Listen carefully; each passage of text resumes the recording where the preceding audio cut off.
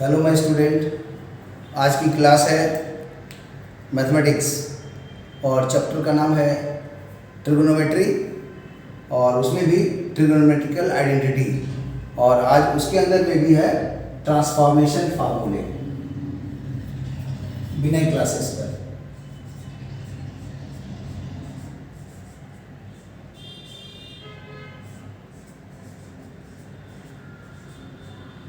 यही हम लोग का चैनल है जिस पर से आप लोग के साथ कांटेक्ट हो पा रहा है और चैप्टर्स का नाम है, समझ लो ये बुक हो गया TMH, उसी को मैंने ही रेफरेंस के रूप में रखा है और इस TMH में जो पूरे चैप्टर्स हैं, टोटल चैप्टर्स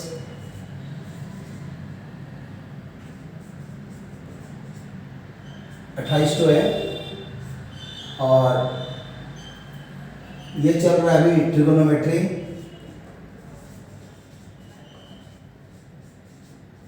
और ट्रिगोनोमेट्री में भी 4 चैप्टर्स हैं, 4 चैप्टर्स और इस 4 चैप्टर्स में जो हम लोग पढ़ रहे हैं अभी ट्रिगोनोमेट्रिकल आइडेंटिटी,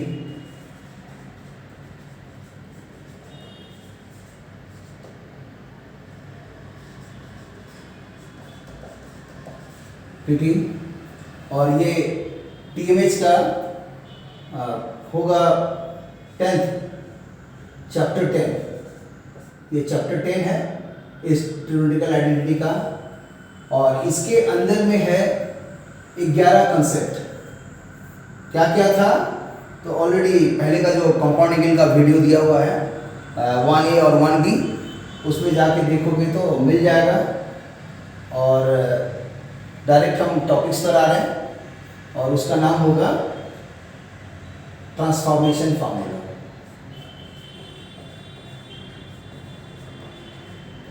ट्रांसफॉर्मेशन फार्मूला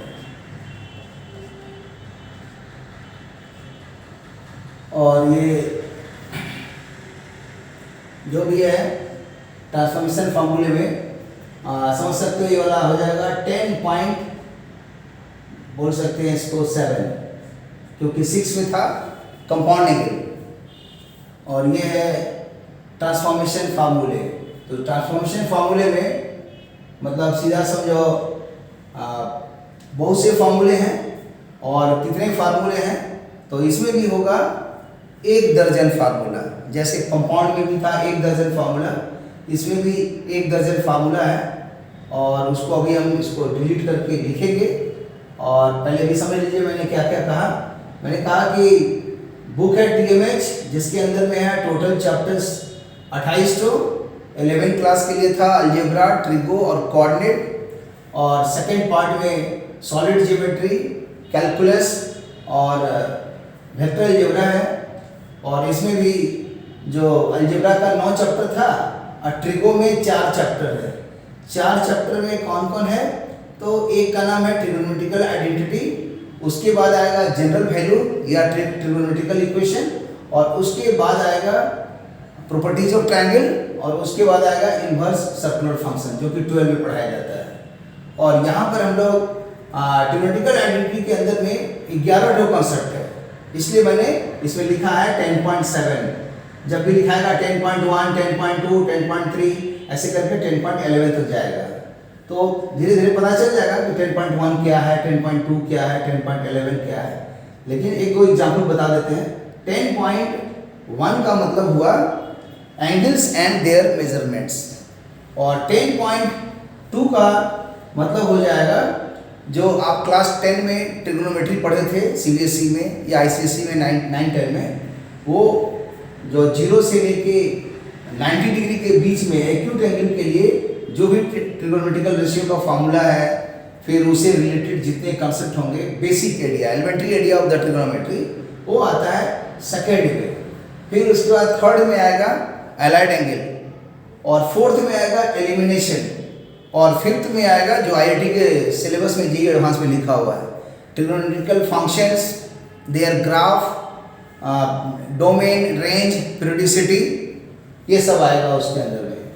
और फिर जैसे ही उसको पार कर जाओगे तो ये 5 टॉपिक्स खत्म होने के बाद अब चालू होगा फिर और 5, मतलब 6, 7, 8, 9, 10। तो वो वाला ही 11 में ज़्यादा पढ़ाई होता है, जो 6 नंबर में था 10.6 कंपाउंड एंगल, जो हम 2 वीडियो में मतलब कंप्लीट कर चुके हैं। और उसके सब एप्लीकेशन होंगे, लेकिन एप्लीकेशन मैं कब करूँगा, जब चैप्टर 10 का ट्रिग्नोमेट्रिकल आइडेंटिटी 11 टॉपिक्स पूरा खत्म हो जाएगा। मतलब सीधा समझो 10.1 से ले करके 10.11 तक, ये जब पूरा कंप्लीट हो जाएगा तब ट्रिग्नोमेट्रिकल आइडेंटिटी बनाया जाता है। ऐसा नहीं कि 10.1 बनाया उसका क्वेश्चन 10.2, 10.3, 10.4 ऐसे करके 11 बार बनाने का जरूरत क्या है। आप IIT और JEE मेन का एग्जाम दे रहे हैं, मजाक थोड़ा कर रहे हो, या स्कूल नहीं ना पढ़ रहे हो। वो स्कूल पर्पस के लिए हो गया कि अलग अलग टुकड़े में 10.1 कर रहा है, 10.2 कर रहा है, 10.3 कर रहा है, ऐसे 10.11 वो उनके लिए है जो फाउंडेशन कोर्स कर रहे हैं 9-10 का, 9-10 से जो कर रहे हैं, जिनके पास 4 साल टाइम है, या जो 6-7-8 से कर रहे हैं जिनको और ज़्यादा टाइम है। समझ लो कि 6 क्लास से बच्चा लोग को तो 7 साल का टाइम मिल जाएगा। 8 वाले को भी मिल जाएगा अच्छा खासा टाइम, माने 6 साल मिलेगा। और मैंने इसी टाइप का आप कैलकुलेशन कर लो कि 11-12 2 साल पढ़ने पर तो आपको 2 साल में कोर्स पूरा नहीं होता है, लेकिन 9 से करोगे तो 4 साल, लेकिन अगर मान लो थोड़ा सा पीछे कर दोगे 8 से तो 5 साल, और अगर 8 से भी पीछे कर दोगे 7 से तो 6 साल, और उसके पीछे कर दोगे समझ लो कि वो 7 साल। तो 7 साल से तैयारी करो, क्लास 6 से तैयारी करो, जाके फिर से एडमिशन लीजिए क्लास 6 से, और 7 साल जम के तैयारी कीजिए, जरूर अच्छा से सारा कोर्स हो जाएगा। लेकिन जो टाइम है उसके अनुसार करने का सही तरीका होगा कि पहले ये पूरा पढ़िए, और सब क्वेश्चंस मिक्स्ड होकर के एग्जाम में आता है।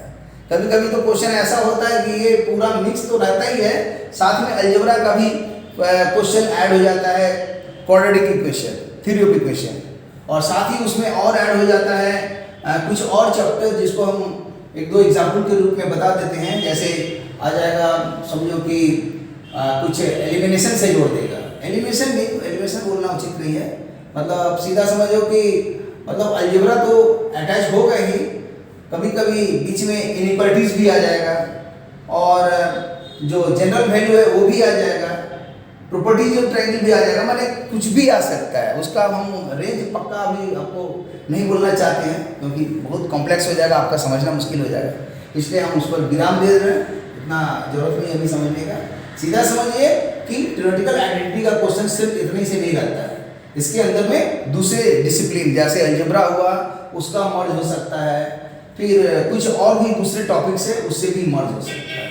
तो समझ लो कि ट्रांसफॉर्मेशन फॉर्मूला हमारा 10.7 है, और 10.6 जो था कंपाउंड एंगल है, और 7 के बाद 8 जो आएगा वो पढ़ाएंगे मल्टीपल एंगल, फिर 9 में आएगा सब मल्टीपल एंगल, फिर जब 10 में आएगा 10.10 तो उस समय हो जाएगा वो कंडीशनल आइडेंटिटी, और फिर एक और आजकल आता है 10.11 वो कहलाता है समेशन ऑफ ट्रिग्नोमेट्रिकल सीरीज, जिसके अंतर्गत में इस टाइप का फॉर्मूला रहता है साइन अल्फा, फिर साइन अल्फा प्लस बीटा, फिर रहेगा साइन अल्फा प्लस 2 बीटा, ऐसे ऐसे करके अप टू n टर्म्स रहेगा। अब बोलेगा इसका आंसर लिखो, और इसी तरह इसमें कॉस लिखा रहेगा, cos alpha plus beta, cos alpha plus 2 beta, dash dash dash up to n terms तक इसके आंसर चाहिए। तो ये सब आंसर्स को निकालने के लिए सबसे पहले इसका nth टर्म निकालेंगे, तो nth टर्म कितना आएगा, थर्ड टर्म में 2 आ रहा है, तो nth टर्म में आएगा साइन, और यहाँ आएगा alpha plus n-1 into beta, और उसी तरह इसमें भी आ जाएगा nth टर्म में cos alpha plus n-1 into beta, nth term, और इसके आंसर याद कर रहे हैं डायरेक्ट अभी हम लिख दे रहे हैं, तो आ जाएगा sine of n times of the beta by 2 divided by sine beta by 2, और यहाँ अंदर में आएगा ये जो फर्स्ट एंगल है उसका साइन लिखेंगे, साइन ऑफ फर्स्ट एंगल और ये लास्ट एंगल, तो अल्फा प्लस n-1 बीटा और डिवाइडेड बाई 2, ये आंसर आ गया इस सीरीज का आंसर्स। और एपी सीरीज में एंगल है, तो जेईई एडवांस में आजकल ये सब क्वेश्चन पूछता है, तो जिसको खाली फार्मूला याद है ये तो जूनियर क्लास का बच्चा 600 भी याद कर सकता है, और 9-10 भी याद कर सकता है, इवन 3-4-5 का भी याद कर सकता है, 1-2 का भी याद कर सकता है, और उससे भी नीचे -3 -2 -1 0, -3 क्या है, प्री नर्सरी, उसके आगे है मतलब नर्सरी, फिर LKG UKG। मंत्र जैसा याद कर लो और ये फार्मूला में वैल्यू बैठा दोगे, आंसर आ जाएगा। प्रूफ करने का जरूरत नहीं है, लेकिन हाँ जो जेई में जे एडवांस में कर रहे हैं उनको प्रूफ भी जानना है। उसी तरह ये कॉस्ट अगर निकालना है तो इसी तरह का आंसर होगा, ये टर्म दोनों में कॉमन होता है, तो यहाँ पर वही लिखेंगे sine n beta by 2 divided by sine beta by 2। याद करना आसान है।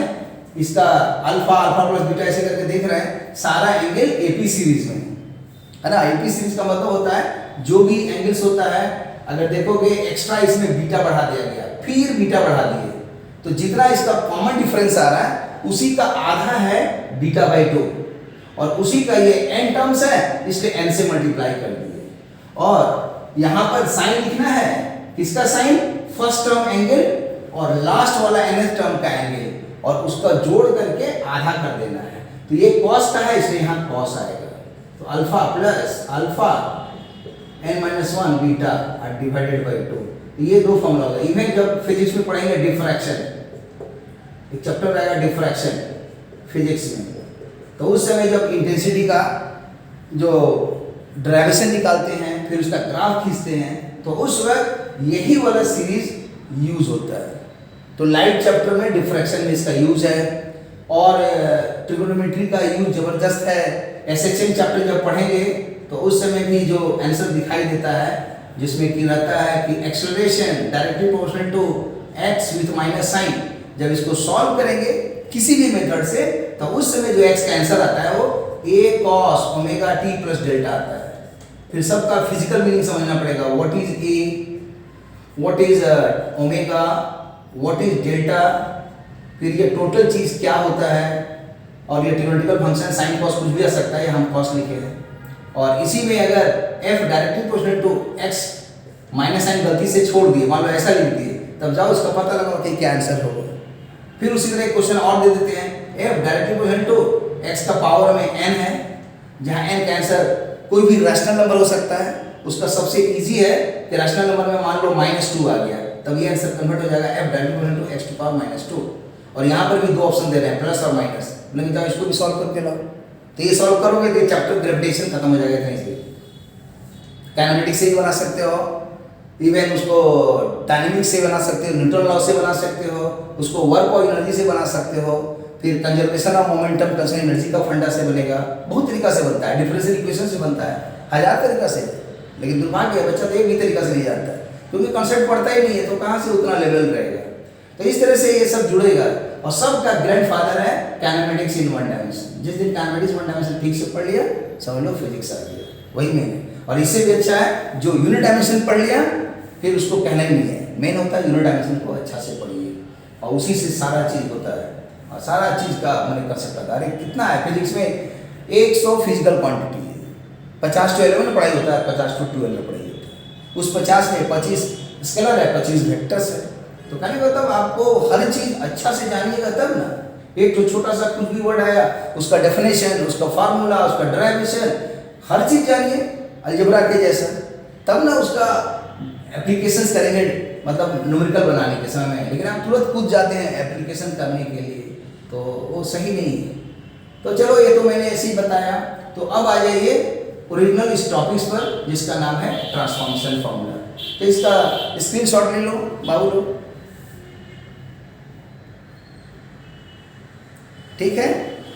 अब हम आते हैं एकदम ओरिजिनल जो हमको चाहिए ट्रांसफॉर्मेशन फार्मूला, और इसको रिव्यू कर देते हैं कि टीएमएच में 28 चैप्टर्स है, और उसके अंदर में ट्रिगोनोमेट्री में 4 चैप्टर्स है, और इस 4 चैप्टर में पहला चैप्टर ट्रिगोनोमेट्रिकल आइडेंटिटीज है, उसके अंदर में 11 कंसेप्ट है।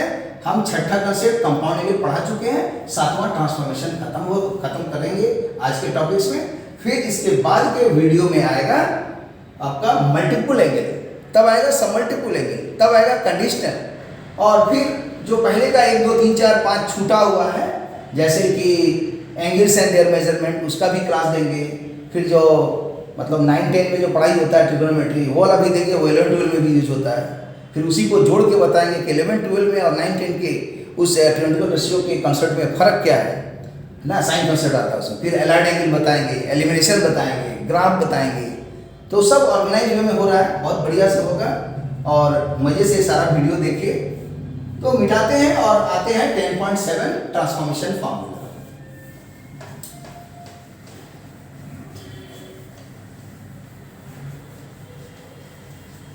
अब ये टॉपिक्स चालू हो रहा है।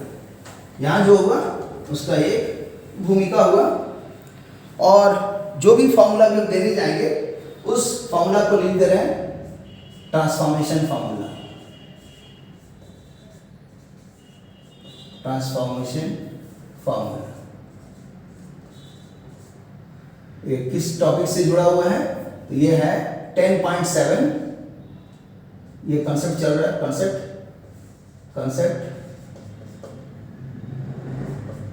10.7, और इसके एवं में भी लिख देते हैं ताकि समझ में आए कि ये किस टॉपिक के अंदर का है। Trigonometrical identity.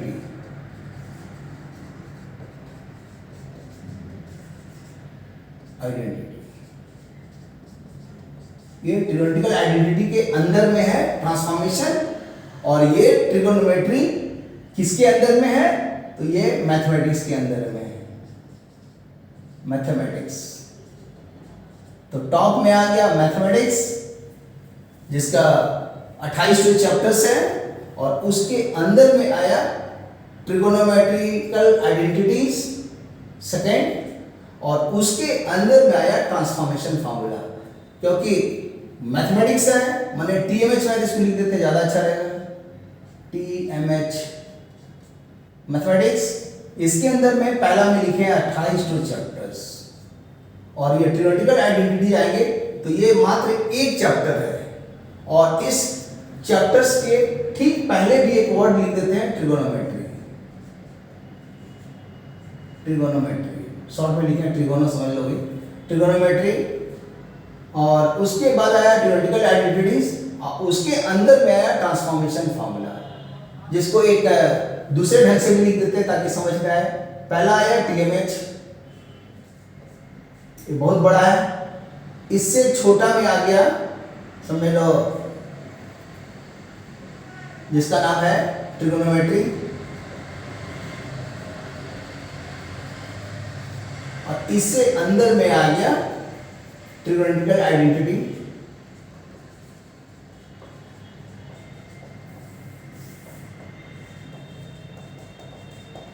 और इसके अंदर में आ गया ट्रांसफॉर्मेशन फार्मूला।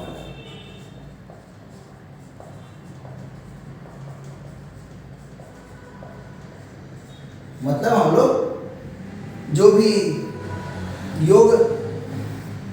योग विद्या से, योग दर्शन से जो काम करेंगे, हम लोग का जो कंसेप्ट होगा, योग दर्शन में आता है 8 चीज: यम, नियम, आसन, प्राणायाम, प्रत्याहार, धारणा, ध्यान, समाधि। तो यहाँ समझो कि हम लोग समाधि ले रहे हैं किस टॉपिक्स पर? तो समझो ट्रांसफॉर्मेशन फार्मूला पर। और ये समाधि के पहले है ध्यान, ट्रिगोनोमेट्रिकल आइडेंटिटीज, और इसके पहले है धारणा। तो धारणा, ध्यान, समाधि, और इसके पहले क्या है? तो जैसे गिनती देख लो, यम, नियम, आसन, प्राणायाम, प्रत्याहार, तो ये प्रत्याहार हुआ। और इसके पहले होगा और भी प्राणायाम, और उसके पहले आएगा आसन, उसके पहले आएगा नियम, उसके पहले आएगा यम। तो ऐसे चलता है। तो थोड़ा सा अध्यात्म का भी लाइन सुनाते हैं, क्योंकि अध्यात्म ही ताकत है, मेडिटेशन है, उसी से ही पूरी एनर्जी मिलती है कि सब चीज़ों को आप रिकॉल कर सकते हो, पढ़ने की जरूरत नहीं। तो हम बताएंगे कि पढ़ने की जरूरत क्यों नहीं है, क्यों ऐसे लिख सकते हो। तो फॉर्मूला देखो क्या आएगा इसमें, ट्रांसफॉर्मेशन फॉर्मूला में आएगा 1 डजन फॉर्मूला।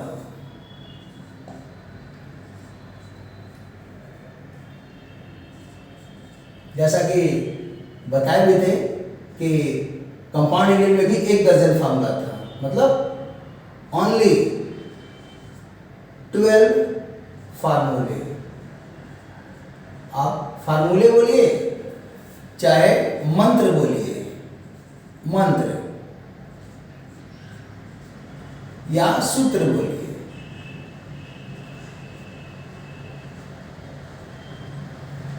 सब एक ही चीज है, या इक्वेशन बोलेंगे, equation, equation, mathematical equation, physical equation, जो भी नाम दीजिए, या तो मैथमेटिकल इक्वेशन है, या तो इक्वेशन बोलेंगे, नहीं तो सूत्र बोलेंगे, या मंत्र बोलेंगे, या फार्मूला बोलेंगे, बात बराबर है। तो इसलिए इसका 1 दर्जन फार्मूला है, और ऐसा नहीं कि 1 लाख फार्मूला है। तो 1 दर्जन फार्मूला समझिए, चैप्टर खत्म। तो देखिए फार्मूला लिखना हम चालू करते हैं, और पहला जो फार्मूला लिखेंगे, शुरू का 4 फार्मूला, वो इंड्यूस्ड है, जो पहले हम लोग पढ़े थे, जिसका नाम था कंपाउंड एंगल। तो इस हेडिंग को इसे बंद कर दे रहे हैं। अब देखो पहला फार्मूला, और इसको रट जाना है, जो भी हम लिख देते हैं फार्मूला 1 दर्जन, बस 1 दर्जन लिखेंगे, ये चैप्टर खत्म हो गया। पहला है sine a plus b is equal to sine a into cos b plus cos a into sine b. दूसरा फॉर्मूला हो गया sine a minus b is equal to sine a cos b minus cos a into sine b। ये compound angle में कराए हैं, इसलिए आसान है, कुछ करना नहीं है, लेकिन यहाँ जरूरत है इसलिए लिखना पड़ रहा है। तीसरा फॉर्मूला हो जाएगा कॉस वाला। तो इसमें हम ऐसा करते हैं, माइनस वाला पहले लिख देते हैं, कॉस a माइनस बी, तो आ जाएगा cos a into cos b, और माइनस की जगह प्लस होगा sine a into sine b। चौथा फॉर्मूला हो गया cos of a plus b, यहां हो जाएगा cos a cos b minus sine a sine b। ये फार्मूला में कहीं कोई दिक्कत नहीं है, क्योंकि ऑलरेडी कंपाउंड एंगल का वीडियो देखोगे, जो कि कंपाउंड एंगल का 2 खंड में है, 1A 1B। 1A में थोड़ा हाई लेवल था और 1B में थोड़ा लो लेवल था। तो यहाँ पर भी हाई लेवल देंगे, लास्ट में देंगे हाई लेवल। अभी समझ लो, खाली पहले लो लेवल का जो जरूरी हो तो पहले पढ़ो। तो आ गया यहाँ पर 4 फार्मूला, तो आराम से याद हो जाएगा। इसको हम एक बार रिकॉल कर देते हैं, और मंत्र जैसा 4 मंत्र है। हम सभी मंत्र को 2-2 बार खाली बोलेंगे, और घर में आप 20 बार तैयारी करो। Sine a plus b is equal to sine a into cos b plus cos a into sine b. Sine a plus b is equal to sine a into cos b plus cos a into sine b. इसी तरह इसको पढ़ेंगे, sine a minus b is equal to sine a into cos b minus cos a into sine b. और एक बार पढ़ लेते हैं, sine a minus b is equal to sine a into cos b minus cos a into sine b. उसी तरह इसको भी 2 बार पढ़ देते हैं, cos a minus b is equal to cos a into cos b plus sine a into sine b. cos a minus b is equal to cos a into cos b plus sine a into sine b. और इसको भी 2 बार पढ़ देते हैं, cos a plus b is equal to cos a into cos b minus sine a into sine b. cos a plus b is equal to cos a into cos b minus sine b. और logic याद रखो, जब plus होगा sign में, यहाँ plus रहेगा, जब sign में माइनस रहेगा, यहाँ माइनस आएगा। लेकिन कॉस में नियम बदल जाएगा, उल्टा होगा। कॉस में अगर माइनस है तो प्लस, अब प्लस है तो माइनस। तो इस तरह से ये 4 फॉर्मूले रिकॉल कर लोगे। अब इसके बाद क्या करना है, फार्मूला नंबर 1 और फार्मूला नंबर 2 को जोड़ देना है। तो जैसे ही 1 और 2 को जोड़ेंगे तो ये 5वां नंबर फार्मूला तैयार हो जाएगा। कैसे? ये दोनों को जोड़ना है, तो मन में सोचो कि एक लाइन हम यहाँ पर खींच दिए, यहाँ पर एक लाइन खींच के दिखा देते हैं। एक लाइन खींचे, और जैसे 6, 7, 8 में 2 आइडेंटिटी को, एक्सप्रेशन को, अलजेब्रिक एक्सप्रेशन को जोड़ते थे या घटाते थे, वही फंडा लगेगा।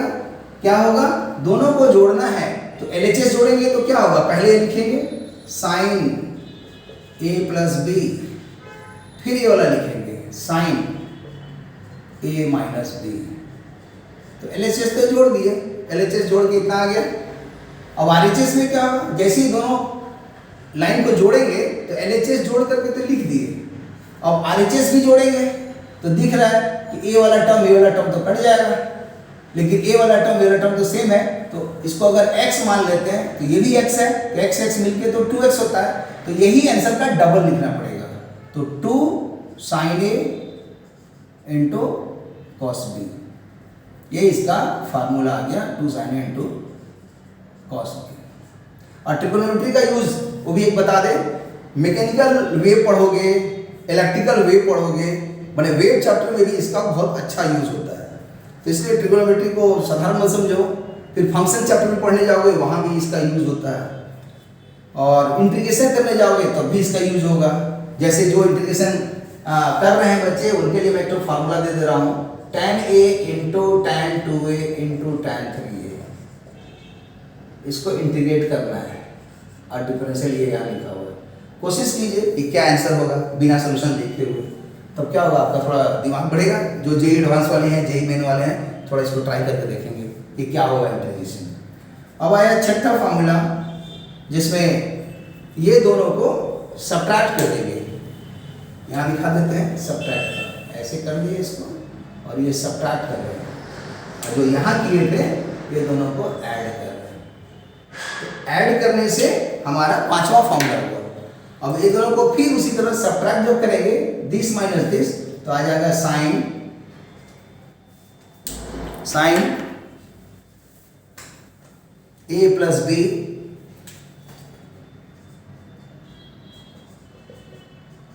माइनस साइन ए माइनस बी, और ये दोनों सब्ट्रैक्ट हो गया तो माइनस आ गया।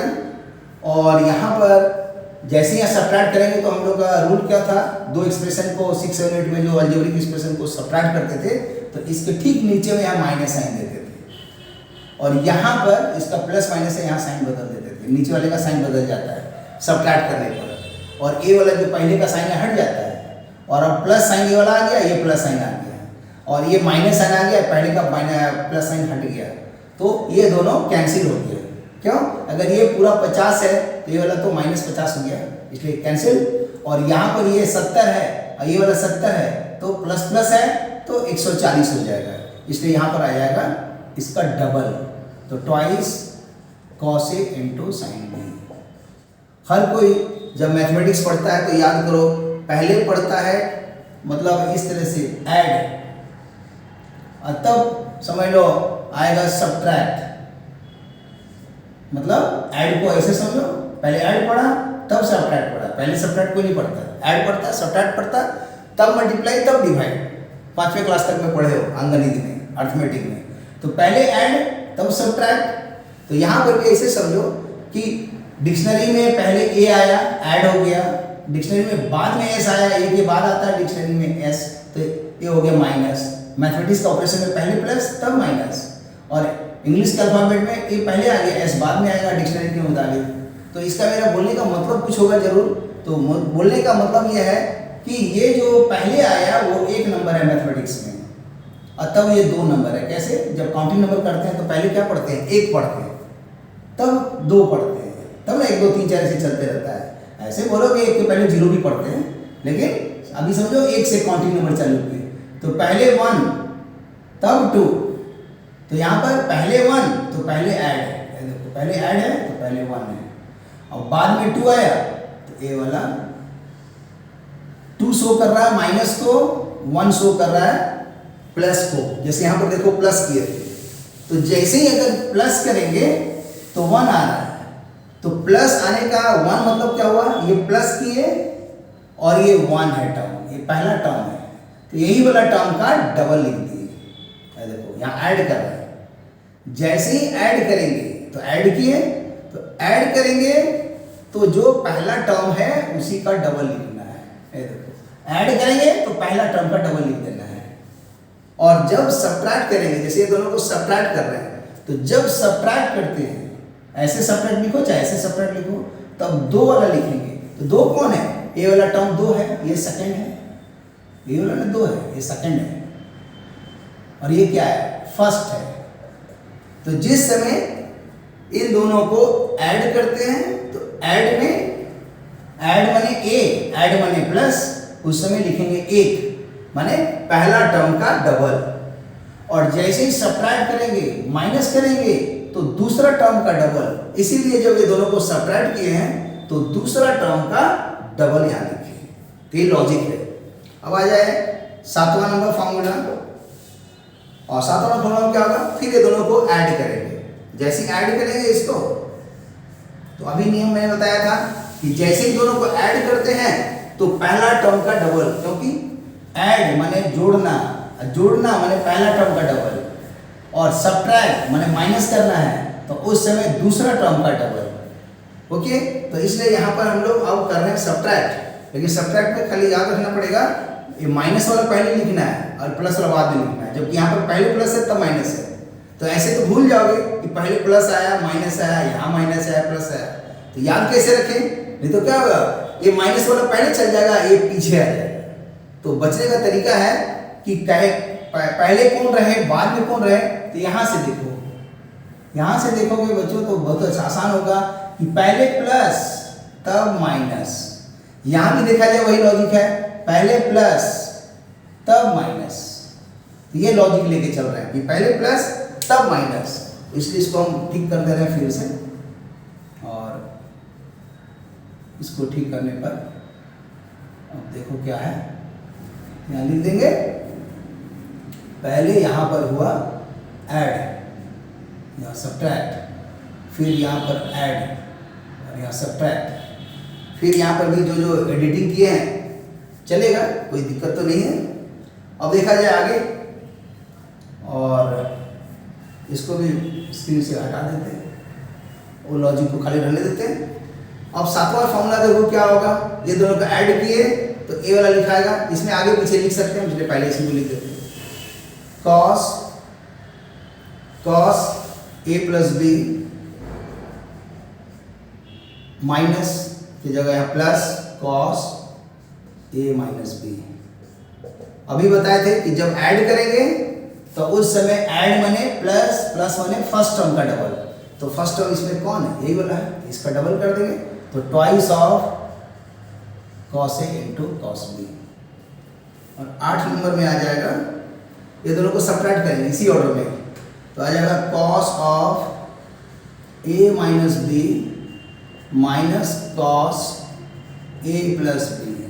यहाँ पर ऑर्डर चेंज कर दिए क्योंकि माइनस वाला प्लस होता है ना, यहाँ पर कंफर्म स्टार लगा दें, थोड़ा इसको याद रखोगे कि कॉस ए माइनस बी बराबर minus cos a plus B बराबर क्या होगा, सब्ट्रैक्ट करेंगे, ये वाला कट जाएगा क्योंकि यहाँ माइनस साइन आ गया कट गया, और ये प्लस साइन आ गया तो डबल हो गया, तो 2 साइन ए इंटू साइन बी। तो इस तरह से 4 और 4 8 फॉर्मूला हो गया। अब 8 फॉर्मूला के बाद और 4 फॉर्मूला आएगा, उसके बाद ये खत्म हो जाएगा। तो और 8 फॉर्मूला के लिए यहाँ याद रखो कि जो a प्लस बी लिखा गया है ना, इसको लिख लो कि let a plus b is equal to c, और a माइनस बी को लिख लिए d। और अब इसको क्या करेंगे, ऐड करेंगे, ऐड। तो जैसे इसको ऐड करेंगे, एडिंग, जैसे एडिंग करेंगे तो आ जाएगा b cancel, 2a is equal to c plus d. This implies a is equal to c plus d by 2. और उसी तरह जब इसको सब्ट्रैक्ट करेंगे, ये हो गया एडिंग, एडिंग में होगा। इसी लाइन में दिखाते हैं सब्ट्रैक्टिंग, जब सब्ट्रैक्टिंग करेंगे तो उस वक्त ये a कैंसिल हो जाएगा, b का डबल हो जाएगा, तो 2b is equal to c minus d. This implies b is equal to c minus d by 2. आ गया। और अब इसको थोड़ा बक्से में बंद कर देते हैं, और अब इसका फार्मूला आएगा 8 के बाद 9, 10, 11, 12। तो देखते हैं, 2 फार्मूला यहाँ कलेक्ट कर देंगे, 2 इधर कर देंगे, तो देखा जाए कि क्या क्या फार्मूला हो सकता है 9 नंबर में। तो 9 नंबर में फार्मूला होगा, इसी 5 के हेल्प से निकालेंगे, ठीक है। और याद करना आसान है, कैसे, तो इसी 5 में हम a प्लस बी को c बैठा देंगे, a माइनस बी को d बैठा देंगे, जैसा कि यहाँ पर है a प्लस बी को c लेना है और a माइनस बी को d लेना है। तो ये 5वां फार्मूला को माने a और b के रूप में दिख रहा है ना, तो इसको हम पूरा कन्वर्ट कर देंगे c और d के टर्म में। तो क्या होगा, LHS में साइन, और ये वाला a प्लस बी c हो गया, साइन c, प्लस ये वाला हो जाएगा साइन डी, क्योंकि a माइनस बी डी है, तो आ जाएगा साइन डी। तो sine c plus sine d कितना होगा, यहां से देखेंगे 2 साइन, यहां a है, a का मतलब c प्लस डी बाई 2।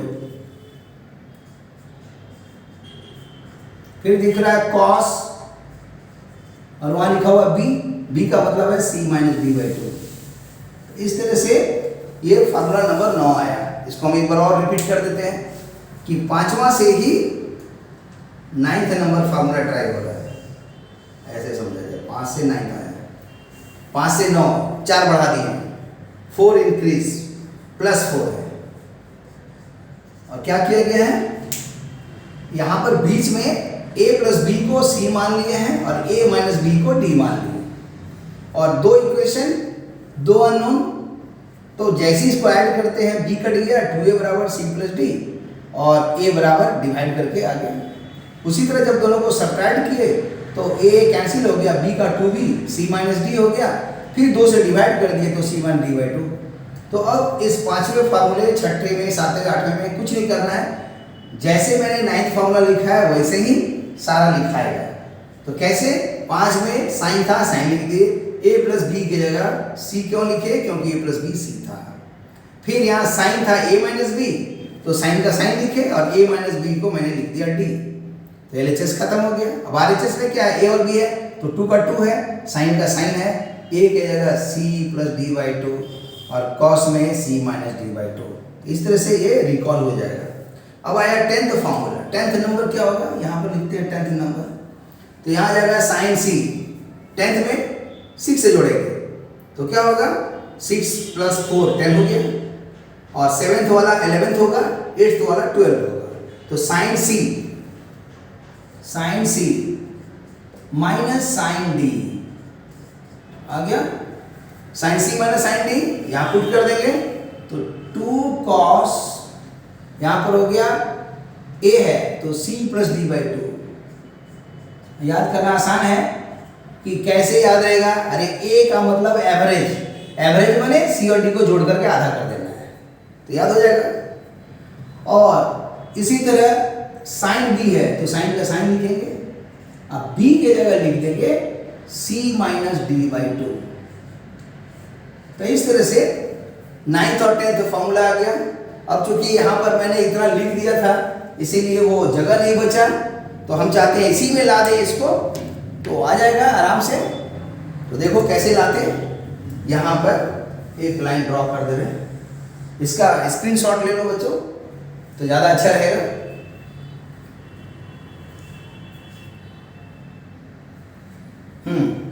अब देखो क्या होगा, यहाँ पर 10th हो गया, अब 11th नंबर में यहाँ लिख देते हैं।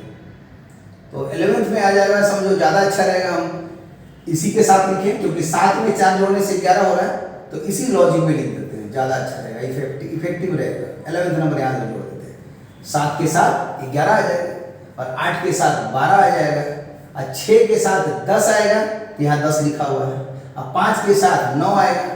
तो ये जो हम नीचे लिखे हैं, चाहते तो हम लोग यहाँ भी लिख सकते थे, ये आधा इधर लिखते यहाँ तक में, ये वाला 1 2 3 4 ऐसे के सामने में दिस इंप्लाइज दैट करके यहीं से छाप देते हैं, वो भी एक तरीका था लिखने का।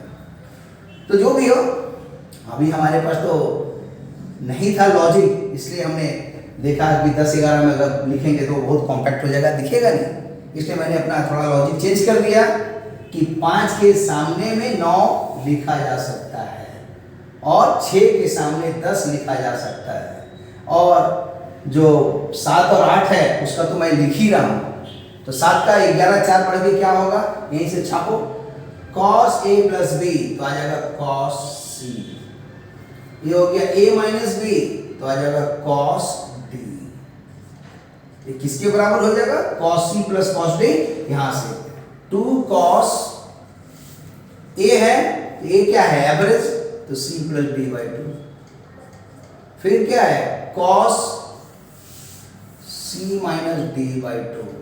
तो इस तरह से 11th हो गया। अब आया 12th, तो इसी के बगल में 12th को दिखाते, और 12th में आ जाएगा, समझ लो cos d आ जाएगा यहाँ पहले, कॉस डी माइनस कॉस सी, क्योंकि यहां पर माइनस वाला पहले लिखना पड़ा क्योंकि इसी में प्लस था इसीलिए लिखना पड़ा। तो कॉस डी माइनस कॉस सी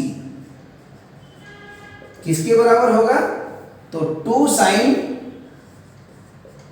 ए है तो c plus d by two, b कौन है?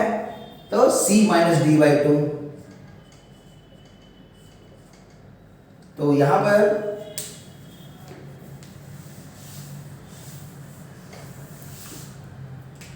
आ जाएगा 2 sine c plus d by two, फिर आ गया sine c minus d by two. इसमें थोड़ा सा चेंज कर देते हैं, क्या है वो? क्योंकि ये फॉर्मूला हम लोग याद नहीं करते हैं, 12 नंबर इसको नहीं याद करते हैं, हम लोग ज़्यादातर पहले सी लिखते हैं। तो कैसे होगा? लिख देंगे इंटरचेंजिंग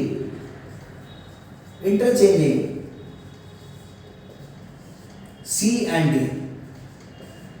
जो सी और डी है इसको इंटरचेंज कीजिए, मतलब सी की जगह डी और डी की जगह सी।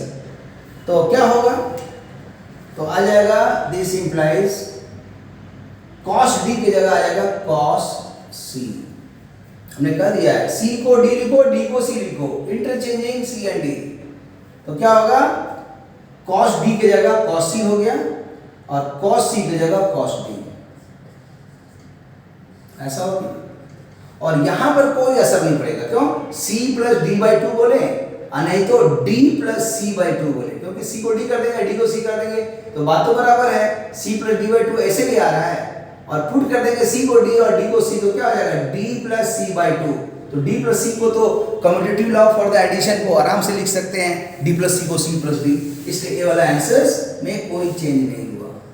2 sine c plus d by two, यहां बेनिफिट हो गया। c को d लिखे, d को c लिखे तो साइन c को d कर दिया, d और माइनस सी बाई टू।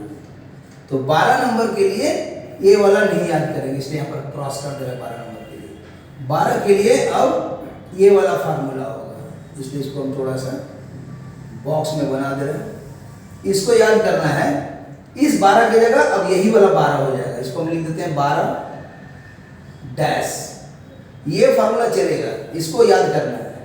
और अब देखो बच्चों, ये पूरा ट्रांसफॉर्मेशन फार्मूला आराम से धीरे धीरे मैंने पहले का कंपाउंड एंगल का 4 फार्मूला, फिर इन दोनों को जोड़ करके ये वाला लिखे हैं और फिर ये दोनों को सब्ट्रैक्ट करके ये वाला लिखे हैं, फिर 3 और 4 को ऐड करके ये वाला लिखे हैं।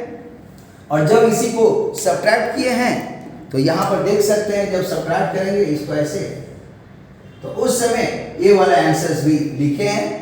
कैसे? तो देख सकते हो यहाँ पर है ये वाला ऐड वाला है, और ऐड में दोनों में क्या आगे पीछे कर सकते हैं, इसलिए आगे पीछे इसको लिख दिए। और इसमें 8 में जब सब्ट्रैक्ट किए हैं तो ये वाला पहले लिखे, ये बाद में लिखे, तो लिखे यहाँ पर। तो इस तरह से, और ये लॉजिक है कि ऐड माने प्लस तो पहला टर्म का डबल, और सब्ट्रैक्ट माने माइनस तो दूसरा टर्म का डबल। कौन है पहला टर्म? यहाँ लिखा हुआ है फर्स्ट टर्म, यहाँ क्या लिखा हुआ? Second term. तो इस तरह से ये 1 दर्जन पूरे फार्मूले आपके सामने में है। अब आपका काम होगा डिफरेंट जो भी बुक है, कहीं से भी क्वेश्चन जो अनसॉल्व है रिवर्स ऑर्डर में बनाइए, अगर सॉल्व है तो उसको भी रिवर्स ऑर्डर में बनाइए, अब बिना सोल्यूशन देखे बनाइए।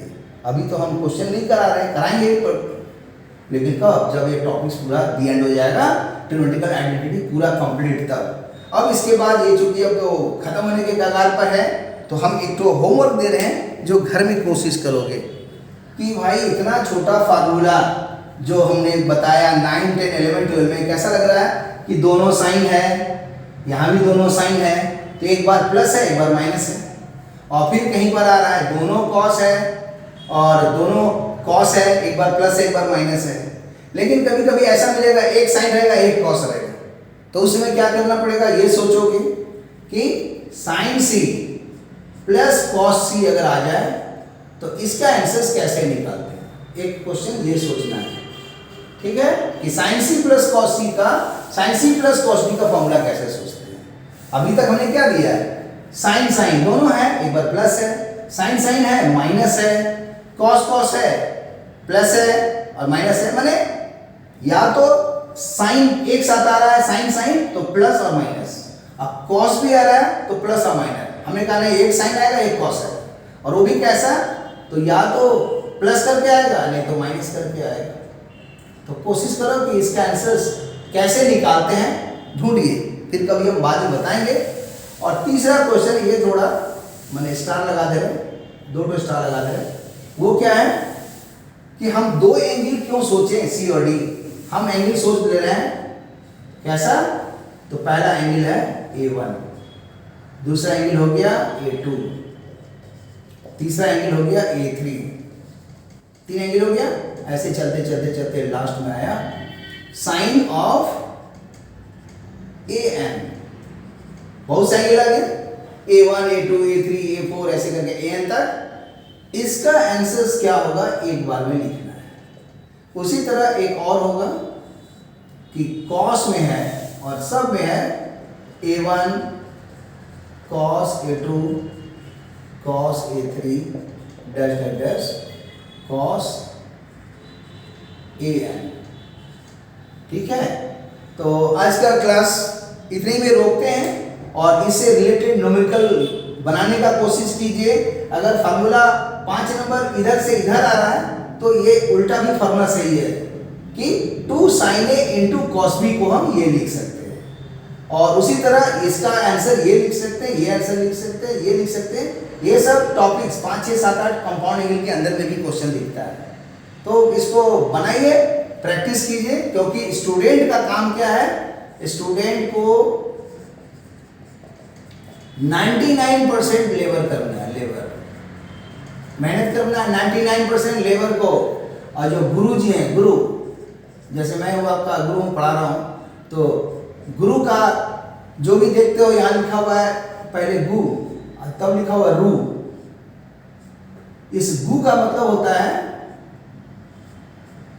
डार्कनेस, अंधेरा, अंधकार, डार्कनेस।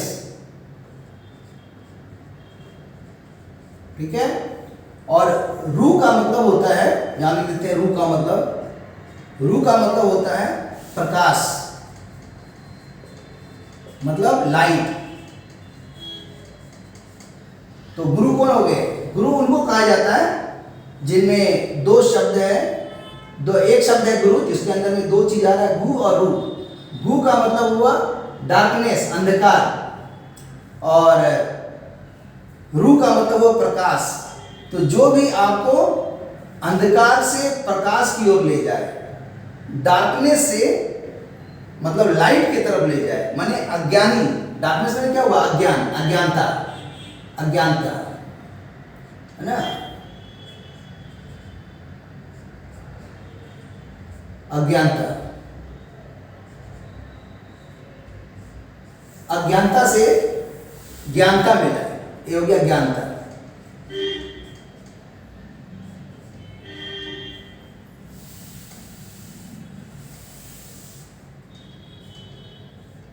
माने अज्ञानी से ज्ञानी की ओर ले जाए, तो अंधकार से अगर प्रकाश की ओर ले जाए वही कहलाता है गुरु।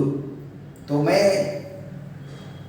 गुरु ही हूँ तुम्हारा, और बच्चों जो भी मैं बता रहा हूँ और इसको कंसेप्ट को रट जाओ, और घर में बिना देखे एक बार और रिवाइज करके लिखोगे तो एक दिन ऐसा आएगा कि सारे फार्मूले याद हो जाएंगे, और फार्मूले याद हो जाएंगे तो एप्लीकेशंस आराम से होगा, बनेगा। और आज का वीडियो इसी में रोकेंगे। गुरु का काम है 1%, मतलब 1% मतलब क्या हुआ, गुरु आपको डायरेक्शन देगा कि क्या करना है नहीं करना है। तो 1% गुरु का काम है और स्टूडेंट का काम है 99%। लेकिन बहुत दुर्भाग्य है जो मुझे ये बात बोलनी पड़ रही है कि आज का जो पढ़ने का पैटर्न है, ब्लैक बोर्ड में देखते हैं टीचर ही परेशान रहता है, गुरु ही परेशान रहता है, सारा क्वेश्चन गुरु जी बनाए जा रहे हैं, स्टूडेंट लास्ट बेंच में बैठ करके मजे से गप मार रहा है।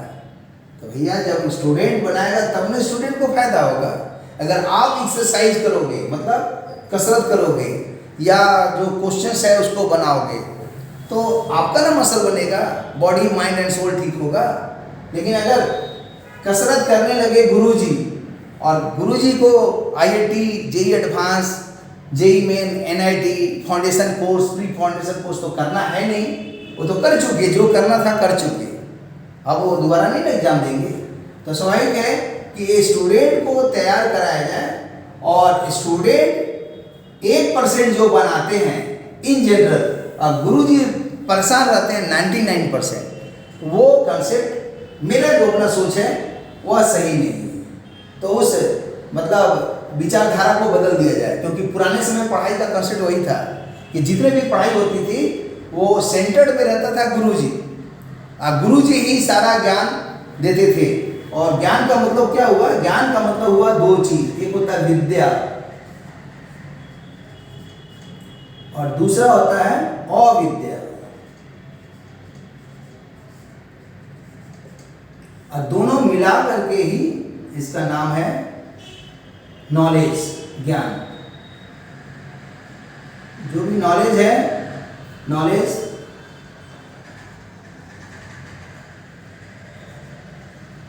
जो भी नॉलेज है या ज्ञान है वो ज्ञान दो टाइप का होता है, एक होता है अविद्या, एक होता है विद्या। ये विद्या किसके लिए है? फिजिकल वर्ल्ड के लिए। फिजिकल P वर्ल्ड लिख देते हैं, जगह नहीं है इसलिए। फिजिकल वर्ल्ड के लिए ये होता है और ये किसके लिए होगा? Spiritual world. Spiritual world